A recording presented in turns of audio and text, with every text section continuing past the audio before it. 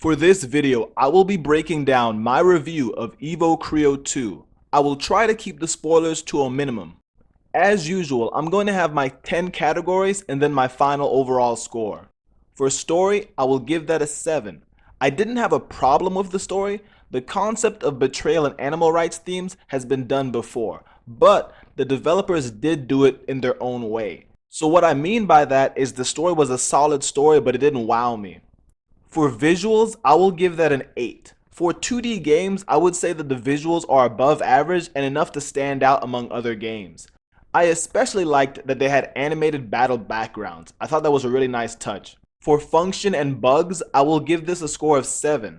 For bugs, I could not rate this any higher than a 7 because the game currently has some issues, but it didn't ruin my overall experience. I've also heard of some worse problems other players have experienced. I'm also hoping a lot of these issues will be corrected within the next 2 months. For enjoyment, I will give that a 7.5.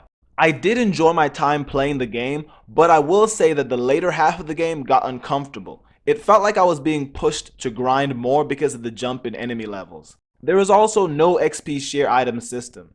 For creativity, I will give that a score of 8. I feel like this development team did a good job separating themselves from other games in the genre. With the lore, world building, and battle system, they did provide an experience that stands out, and the game world was very large. For a commercial game, it may have been one of the largest 2D game worlds in the genre.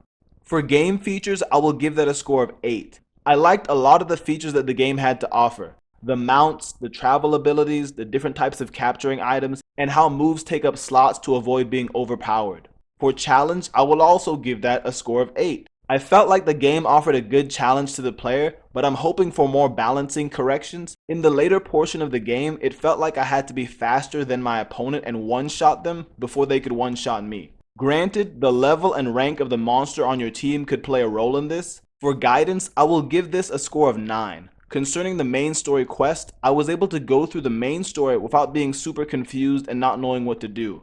I'm not sure if all of the side missions are as easy to understand. For dialogue, I will give this a score of 9. The conversations did not feel boring and it flowed nicely. There were times where I felt like the writers were coming on strong with certain messages, but maybe I read between the lines better than the average person. For replayability, I will give this score an 8.5. Even though the game was longer than I expected, I will say it has good replayability because it didn't have parts in the game that would make me say, oh no, not this part again. For those of you who get what I mean, sometimes you can play a game, but because it has certain parts in it, you won't want to redo that. This game fortunately does not have that problem. All in all, looking at the pros and cons of my experience playing the game, I believe it is a step above most mobile monster taming games. My final overall score for EvoCreo 2 is a solid 8. Depending on what things each player was specifically playing for, that score may vary from person to person. Also, keep in mind this score is based on when this game first released.